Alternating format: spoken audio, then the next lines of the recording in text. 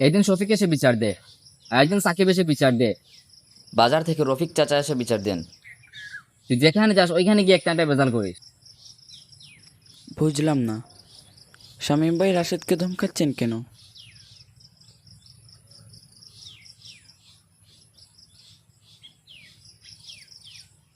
তোর জন্য কি আমি একটু শান্তিতে থাকতে পারবো না? যতদিন তুই খেতে যাস ততদিন তুই একটা বেজাল করে আসিস। আর হবে না ভাইয়া।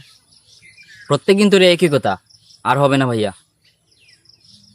আচ্ছা শোন, সোহাগ মামার দোকান থেকে গিয়ে 1 কেজি চিনি নিয়ে আসিস। আর টাকার কথা বললে বলবি, আব্বু রাত্রে দিয়ে দিবেন। আচ্ছা ঠিক আছে।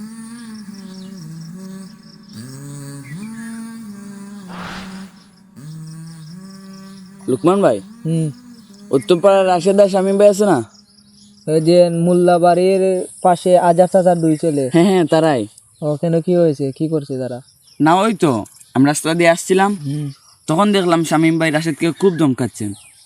উনি এরকমই, বুঝছেন, কারণে শুধু চিল্লাচিল্লি করেন, একটা কিছু পেলেই ওকে ধমকাবে। না, শামীম তো এরকম না। ও তো কারোর সাথে দমকানোর কথা না। আচ্ছা রাশেদ, কালকে তোকে তোর ভাই ধমকাচ্ছিল কেন? কখন? আর ওই যে বিকেলে। ও আচ্ছা, আর বলিস না, কালকে যখন মাঠে খেলতে গিয়েছিলাম তখন শাহিনের সাথে কিছু কথা কাটাকাটি হয়েছিল, তাই নিয়ে শামীম ভাই ধমকাচ্ছিল আর কি, আর কিছু না। ও আচ্ছা আচ্ছা, কালকে সকালে তোকে দেখলাম তুই সিগারেট কিনে নিয়ে যাচ্ছিস। তুই সিগারেট খাস নাকি? আরে দূর, আমি সিগারেট কোনো খেতে যাব? এগুলো গন্ধই তো আমি সহ্য করতে পারি না। নানা বাড়ি থেকে মামা আসছিলেন, উনি সিগারেট আনার জন্য পাঠিয়েছিলেন। ও আচ্ছা তাহলে তুই আস্তে আস্তে আয়, আমি আন্টি বাসা থেকে আসতেছি। আচ্ছা ঠিক আছে।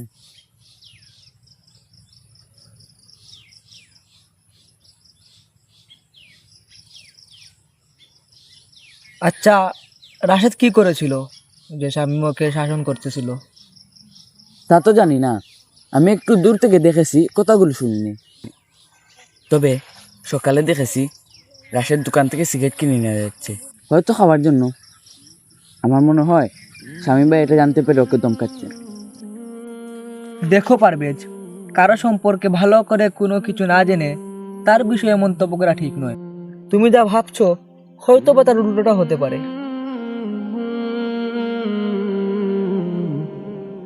আসলেই তাদের বিষয়ে ভালো করে না জেনে আমার মন্তব্য করাটা ঠিক হয়নি। একজনের বিষয়ে ভালো করে কোনো কিছু না জেনে তার বিষয়ে মন্তব্য করা উচিত নয়, কেননা তোমার চোখের দেখাটাও ভুল হতে পারে।